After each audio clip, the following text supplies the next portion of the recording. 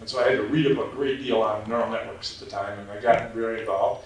And I designed how to make a neural network conscious. And they have never implemented it, but someday I'm going to make sure that we are overtaken.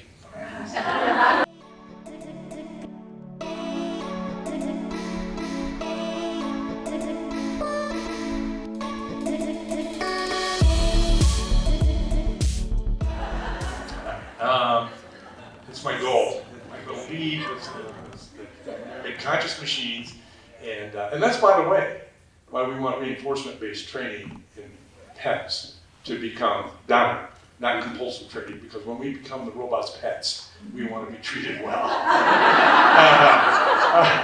This is my goal in life, is to make sure when we're the pets. All right?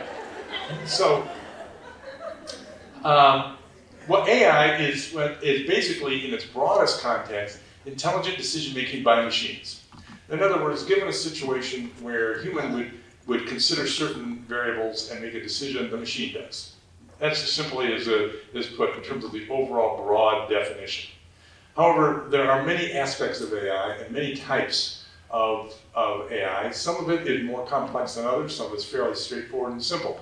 In the 1980s, we had an AI-based customer support system that was basically decision tree based.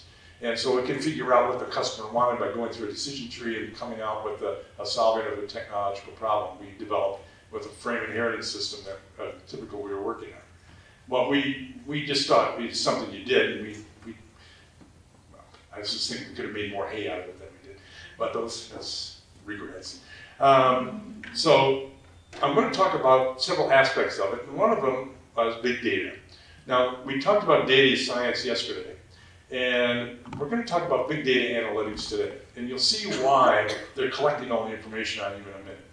Big data means, quite simply, that you accumulate as much information about a topic that you are interested in and a problem you want to solve. So, for example, there was a face cream company, this is actually a company out of Chicago, that was looking at who do they target their ads to. So they wanted to know who their primary customer was, who was buying the product and why, who is the most likely person that if they walked in the store would buy their product for sure. And then they could target reaching that person. So they did an analysis and they took data on everything they could about their market. And basically this is a facial cream. And what they do is they take data on things like how many people cross the street in front of where people live who use this. Where do they live? They live in the suburbs, they live in the cities. What's their income? How old are they?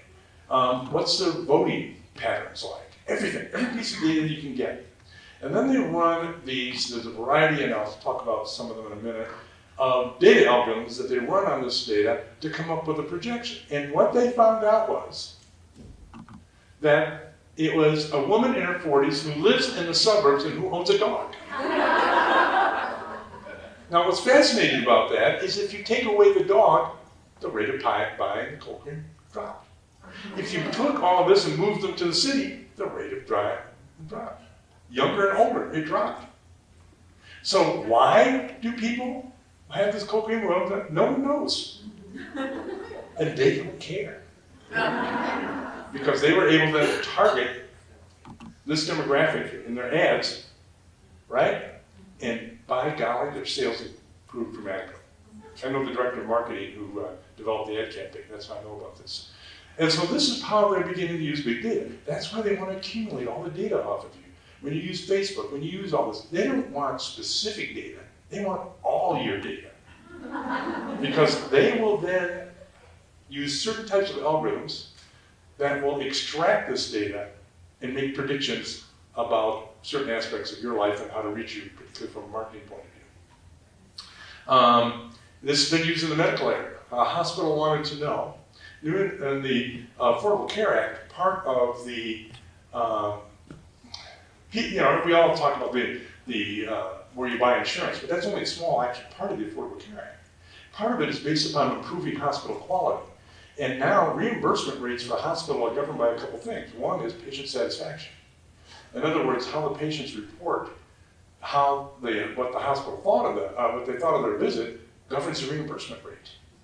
And so you don't get full reimbursement unless you satisfy your patients. Number two, if you're discharged from the hospital and return in 30 days, and the illness is related for the reason you were discharged, the reimbursement rate drops. You may not get reimbursed at all. So you better make sure that that person stays out of your hospital for 30 days and gives them the support necessary, right? These are all part of Obamacare that people don't realize. And the question was then, how do you predict who's most likely? And this was done by Kaiser Group in the Northeast. How do you predict the most likely person to be returned to your hospital within 30 days? Who is it? Because once we find that group, we can target. And what they found, that it was a woman in mid-60s and a little older, discharged to live with a working child and working spouse of lower income. Now, 80% likelihood of returning to the hospital within 30 days after discharge. Wow. All right? Now, if you have a little higher income or are not working, didn't apply. If it was in the 50s, didn't apply. If it was only one discharged to the son or the daughter, didn't apply. It had to have these elements to it. And why? They didn't care. What happened then? Visiting nurses, getting out there, helping them, supporting them, compliance. They could target this group and dramatically increase their reimbursement rates. Right? So this is how big data are being used.